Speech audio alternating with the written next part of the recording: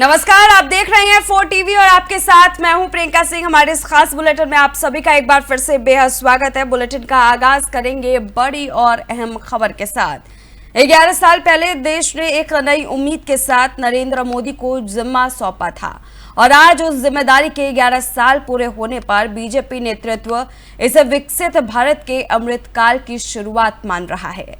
JP Nadda ने भी इस पूरे मामले को लेकर के अपनी बड़ी प्रतिक्रिया जाहिर की है। क्या कुछ कहा उन्होंने 11 साल बीजेपी के कार्यकाल को लेकर के, जरा सुनिए।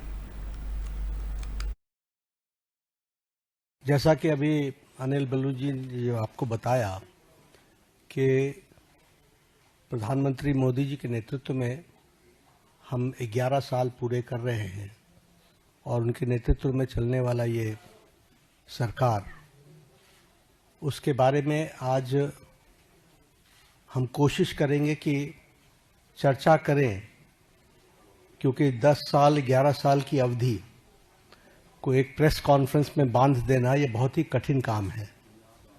लेकिन फिर भी जो विकसित भारत और विकसित भारत में अमृतकाल और अमृतकाल के लिए जो सेवा, सुशासन और गरीब कल्याण, इस पे जो समर्पित 11 साल प्रधानमंत्री मोदी जी के नेतृत्व में कार्य हुआ है, वह स्वर्ण अक्षरों में लिखे जाने वाला कार्य हुआ है। It should be written in golden words, in golden letters, क्योंकि जो काम हुआ है वह अकल्पनीय और अद्वितीय। हमको ये याद रखना चाहिए कि that government before 2014 was full of corruption. भ्रष्टाचार से आकंठ डूबी हुई सरकार थी, घोटालों से में संलिप्त सरकार थी, वाली सरकार थी। एक नेगेटिविज्म का वातावरण था, कुछ नहीं बदलने वाला। लेकिन 2014 के बाद हमने ऑप्टिमिज्म देखा है। The shift, when I talk about political culture, I talk about the shift from negativism to positive. आज हम मतलब मैं नहीं, भारत का आम नागरिक कहता है मोदी है तो मुमकिन। मोदी जी के बारे में ये धारणा बनना, समस्याओं का सॉल्यूशन करेंगे और समस्याओं को सॉल्व करेंगे, ये आम व्यक्ति की धारणा बन गई है। और इसीलिए आज हम ये भी आविष्कार और चलिए अहम खबर की ओर रुख करेंगे। मेघालय पुलिस के हवाले अब सोनम होगी। बड़ी और अहम जानकारी हम आपके साथ साझा कर रहे हैं। मेघालय पुलिस के हवाले अब सोनम को किया जाएगा। एडीजी का बड़ा बयान सामने आ चुका है। 4 बजे तक बड़ी कार्रवाई को अंजाम दिया जाएगा।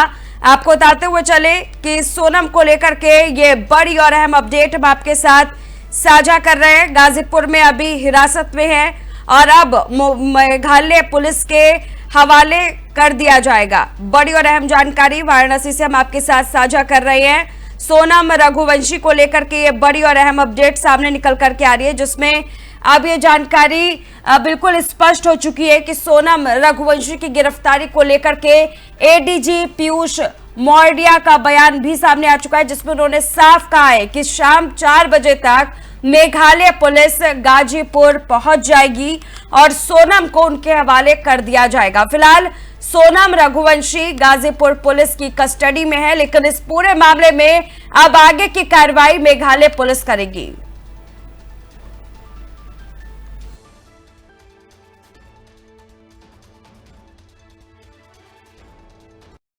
तो राजा रघुवंशी और सोनम रघुवंशी केस में मेघालय पुलिस को बड़ी सफलता मिली है। मेघालय के उप मुख्यमंत्री प्रेस्टोन तिंगसोंग ने जानकारी दी है कि इस हाई प्रोफाइल मामले में अब तक 4 लोगों को गिरफ्तार किया जा चुका है, 2 इंदौर से और 1 उत्तर प्रदेश के लतीफपुर से। सबसे अहम बात यह है कि सोनम रघुवंशी ने खुद गाजीपुर में आत्मसमर्पण किया है और वो अब यूपी पुलिस की सुरक्षित हिरासत में है। मेघालय पुलिस ने इस मामले की जांच के लिए एसआईटी गठित की थी, जिसमें एसडीआरएफ, एनडीआरएफ और स्थानीय एजेंसियों ने मिलकर 24 घंटे काम किया।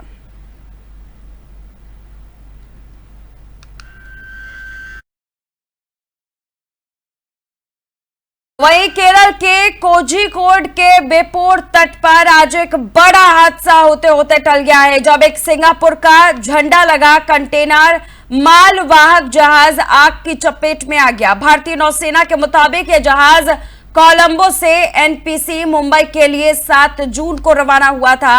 इसकी लंबाई की अगर बात करें तो करीब 270 मीटर और ड्राफ्ट 12.5 मीटर रही। जहाज में आग कैसे लगी है, इसकी वजह अभी साफ नहीं हो पाया है।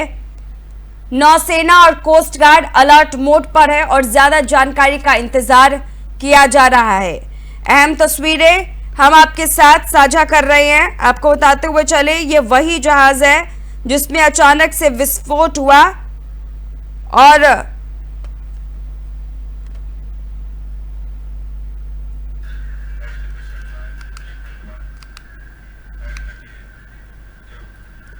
तो वही कोची के समुद्री इलाके में एक गंभीर हादसा हुआ है। कोलंबो से नभा शेवा जा रहे MP1 हाई 503 जहाज के डेक के नीचे विस्फोट हुआ है। इस घटना में 4 क्रू सदस्य लापता हो गए हैं और 5 घायल बताए जा रहे हैं। जहाज पर कुल 22 क्रू सदस्य और कंटेनर युक्त कार्गो था। भारतीय तट रक्षक ने न्यू मैंगलोर, कोची और अगत्ती से त्वरित सहायता भेजी है। घटना की गंभीरता को देखते हुए बचाव और राहत कार्य जारी है।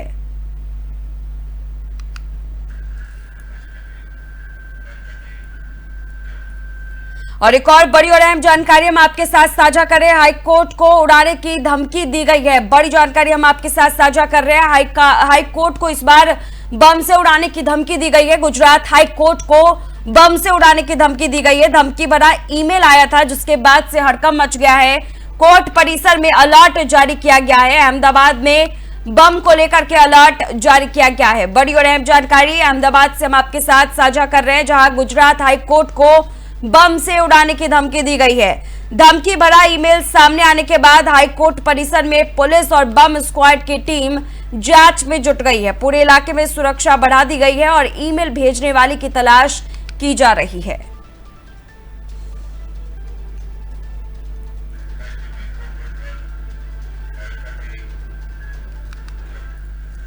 और चलिए एक और अहम जानकारी की ओर रुख करेंगे। आपको बताते हुए चले, तहव्वुर राणा से जुड़ी ये बड़ी और अहम अपडेट सामने निकल करके आ रही है। तहव्वुर राणा को यहां पर परिवार से बात करने की अनुमति मिल गई है। बड़ी अपडेट हम आपके साथ साझा कर रहे हैं। पटियाला हाउस कोर्ट ने कॉल पर कई शर्तें लागू की है। तिहाड़ जेल अधिकारी की निगरानी में बातचीत होगी। परिवार में संपर्क का ये पहला मौका दिया गया है। बड़ी और अहम जानकारी हम आपके साथ साझा कर रहे हैं। तहव्वुर राणा की कॉल की मंजूरी दी गई है। बड़ी और अहम अपडेट हम आपके साथ साझा कर रहे हैं। आपको बताते हुए चले,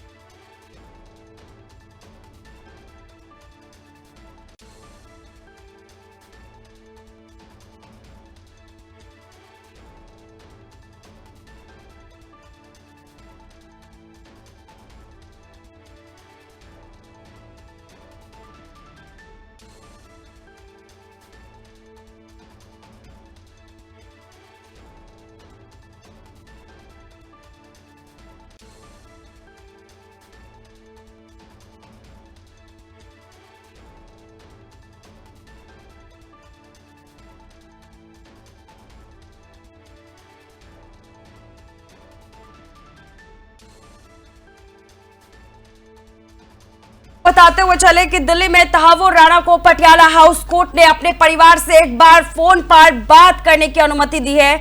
ये कॉल तिहाड़ जेल के अधिकारियों की निगरानी में होगी। परिवार और तहव्वुर राणा के बीच इस बातचीत की अनुमति पर कोर्ट ने कड़ी शर्तें भी लगाई है, ताकि कानून और सुरक्षा का पूरा ध्यान रखा जा सके।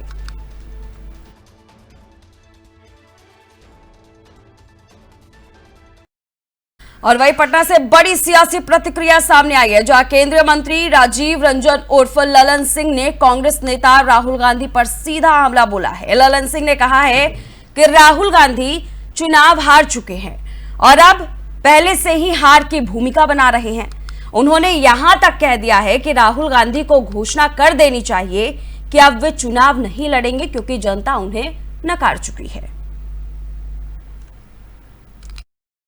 चुनाव हार चुके हैं, पहले ही मान चुके हैं कि चुनाव हार गए, तो अब क्या करेंगे? पहले से भूमिका बना रहे हैं। हारा हुआ आदमी क्या करता है? भूमिका ना बनाता है। तो चुनाव हार चुके हैं, मान चुके हैं कि चुनाव हार गए, तो घोषित कर दें कि अब चुनाव नहीं। और वहीं लखनऊ से बड़ी और सियासी खबर सामने आ रही है। समाजवादी पार्टी प्रमुख अखिलेश यादव ने केंद्र और उत्तर प्रदेश सरकार पर तीखा हमला बोला है।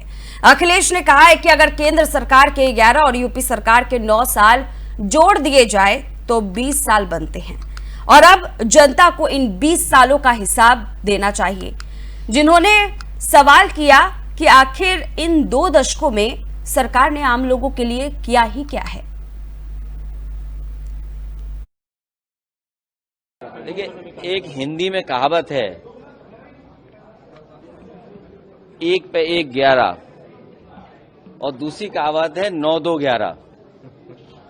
जो उत्तर प्रदेश की जनता, मैं सवाल 11 साल का नहीं कर रहा हूं, ये 11 साल आपके लिए हो सकते हैं, लेकिन अगर दिल्ली की सरकार के 11 साल और उत्तर प्रदेश की सरकार के लगभग 9 साल, इन दोनों को जोड़ दें तो 20 साल का लेखा जोखा सरकार को देना पड़ेगा जनता के बीच में क्या किया है।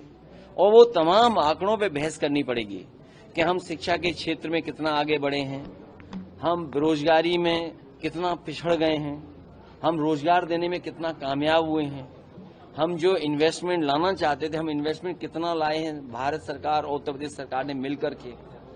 और उत्तर प्रदेश के लोग तो ज्यादा आकलन इसलिए करेंगे क्योंकि देश के प्रधानमंत्री यहां से हैं और जो योजनाएं चल रही हैं उससे नहीं लगता है कि दिल्ली और लखनऊ में कोई तालमेल है। ये बात मैं नहीं कहना चाहता हूं, वो योजनाओं में दिखता है।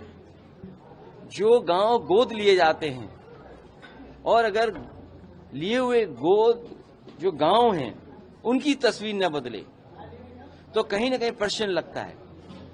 और अगर प्रश्न लगाने का काम कोई कर रहा है तो वो उत्तर प्रदेश की सरकार है। अगर प्रधानमंत्री जी ने गोद लिया गांव और उस गांव की तस्वीर नहीं बदली तो प्रश्न लगता है उत्तर प्रदेश की सरकार पर। और यहां पर जितने लोग बैठे हैं बीजेपी में, एक दूसरे से सर टकरा रहे हैं, एक दूसरे के खिलाफ काम कर रहे हैं, खींचातानी कर रहे हैं। कौन सा विभाग है जिसमें खींचातानी न चल रही हो? और सोचिए 11 साल की यही उपलब्धि होगी कि आईएएस को अंडरग्राउंड होना पड़ रहा है, कमीशन को लेकर के झगड़ा हो रहा है, बंटवारे को लेकर के झगड़ा हो रहा है, आप पानी पीने का नहीं दे पा रहे शुद्ध, गांव में अभी भी कूड़ा गंदगी भरी पड़ी है, आप किसान को फेस नहीं करना चाहते हैं, इसलिए आप एरियल सर्वे कर रहे हैं। फसलों का कोई एरियल सर्वे करता है? कोई आप रिमोट सेंसिंग के अधिकारी हैं? आप क्या? आप प्रदेश के सबसे बड़े मुखिया हैं, आपको किसान के सामने जाना चाहिए, फेस करना चाहिए किसान को। और खेतीबाड़ी कहां पहुंच गई, किसान को क्या लाभ पहुंचा है? तो ये तमाम सवाल हैं जो उपलब्धियां या नाकामी के उस पर। देखिए, एक हिंदी में। और चलिए अगली खबर की ओर रुख करेंगे। मुबरा रेल हादसे को लेकर शिवसेना नेता आदित्य ठाकरे ने रेल मंत्री पर कड़ी निशानी लगाई है। उन्होंने कहा कि रेल मंत्री बन चुके हैं और पिछले 2 से 3 सालों में हुए कई भयानक रेल हादसों के बावजूद कोई जिम्मेदारी लेने को तैयार नहीं। आदित्य ठाकरे ने कहा कि जनता बार बार मंत्री के इस्तीफे की मांग कर चुकी है, लेकिन सरकार इस मामले में चुप्पी साधे हुए है। यह पूरी स्थिति रेल विभाग और मंत्री की बड़ी लापरवाही को दर्शाता है। He has become a real Mantri. There have been multiple accidents in the railway sector in the last 2 or 3 years which have been terrible, but no one's coming forward to claim any responsibility. This is solely the responsibility of the railway department and the railway minister. Sadly, the railway minister is busy making funny speeches and comic voices, making.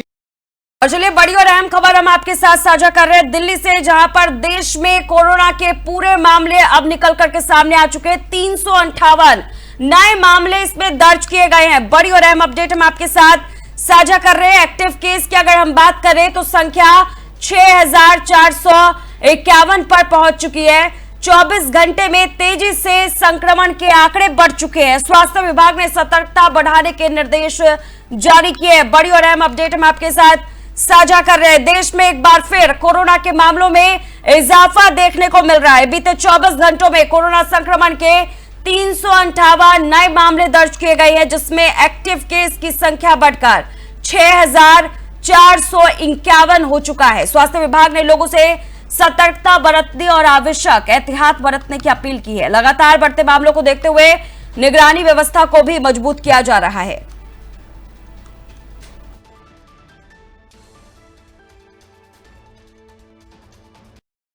और चलिए खबरों की ओर रुख करेंगे। मोदी सरकार के 11 साल पूरे होने पर रक्षा मंत्री राजनाथ सिंह ने ट्वीट कर देशवासियों को बधाई दी है। उन्होंने लिखा कि सेवा के इन 11 वर्षों की उल्लेखनीय यात्रा में हर भारतीय ने गौरवपूर्ण भागीदारी निभाई है।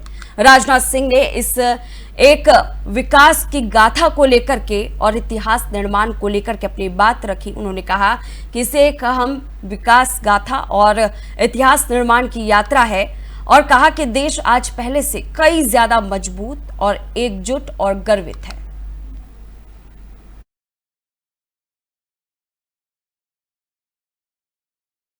तो वही महाराष्ट्र के पुणे के जिले यहां पर हम बात करें तो वहां पर मुशी डैम में 2 युवकों की डूबने से दर्दनाक मौत हो गई है। मृतकों की पहचान साहिल शेख और मोहम्मद जमाल के रूप में हुई है। बताया जा रहा है कि दोनों युवक वर्षों से यहां पर जो है घूम रहे थे। यहां बताया जा रहा है कि दोनों युवक वर्षा पर्यटन के लिए यहां पहुंचे थे, लेकिन बैक वाटर की गहराई का सही अंदाजा ना होने के चलते हादसे का शिकार हो गए। मौके पर पहुंची शिवदुर्ग रेस्क्यू टीम ने दोनों के शव को बरामद कर लिया है और आगे की कार्रवाई शुरू कर दी गई है।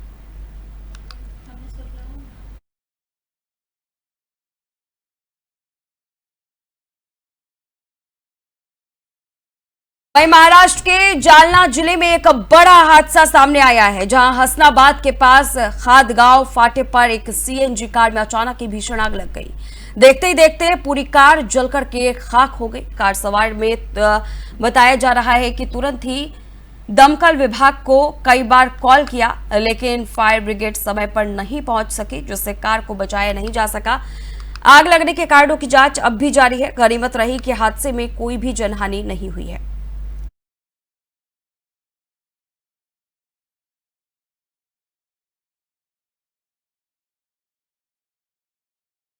तो फिलहाल इस खास बुलेटिन में बस इतना ही। रुकेंगे एक छोटे से ब्रेक के लिए। ब्रेक के उस पार खबरों का सिलसिला जारी है।